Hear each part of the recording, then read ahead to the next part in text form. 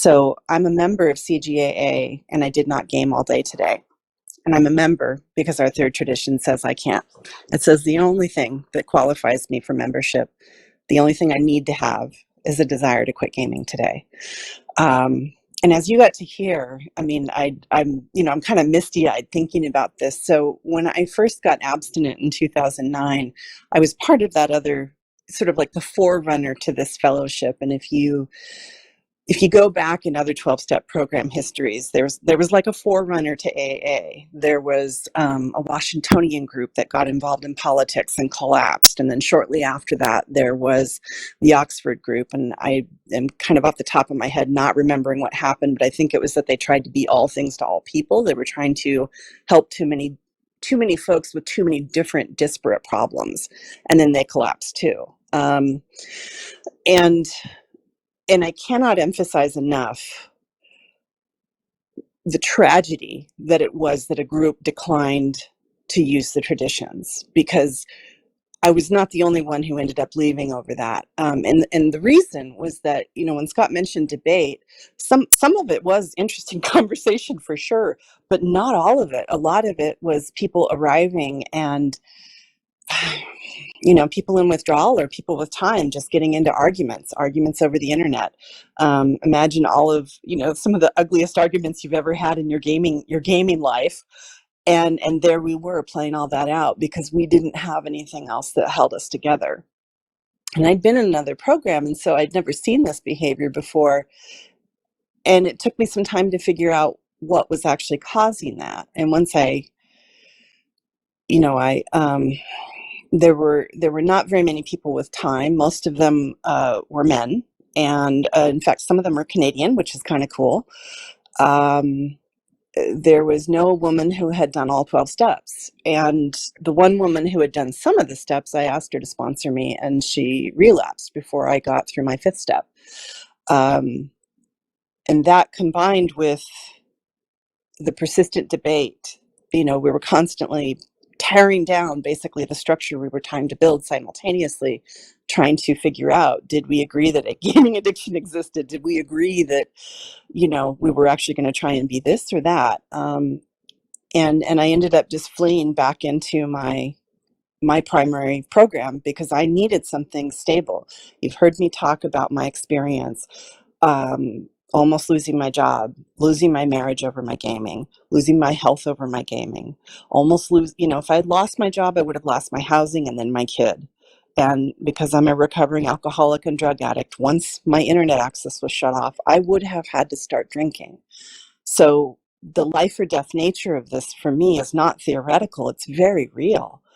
And then in some short period after that, and I don't remember when, because at that point, what I had learned was that I could actually pursue dreams in my life. I could pursue things I wanted to do, real life swag, not stuff that goes away when you turn off your device.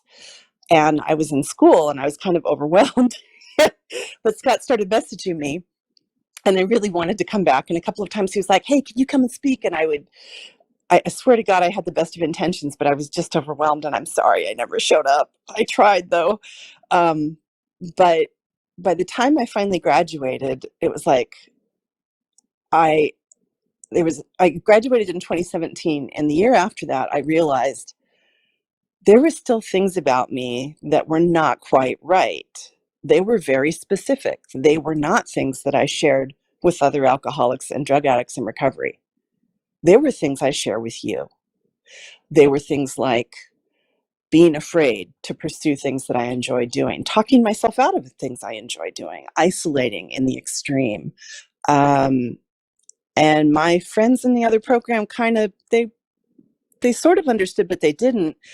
And there was something really profound that happened for me when I came back to this fellowship very specifically. First of all, we had these traditions underneath us, and you all had done this amazing hard work of birthing an actual 12-step program and then sticking together, demonstrating your unity, sticking by the principle that the only thing you had to have was a desire to stop gaming.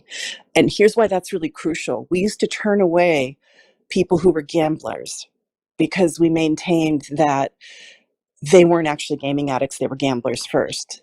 And we don't do that here. And I had to learn that. There are things I had to unlearn coming back. And I think it was Jeff who was like, no, no, no, we don't do that anymore. And there's been a lot of that. There's been a lot of unlearning for me anyways. And some of the things I treasure the most, you guys gave me a functional higher power I can work with.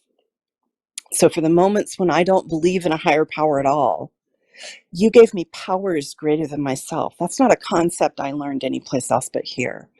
You gave me the understanding that my version of the malady may look different from yours, depending upon where we came from and how old we are. And that some of you who are younger, you have a whole different path and a different story from mine.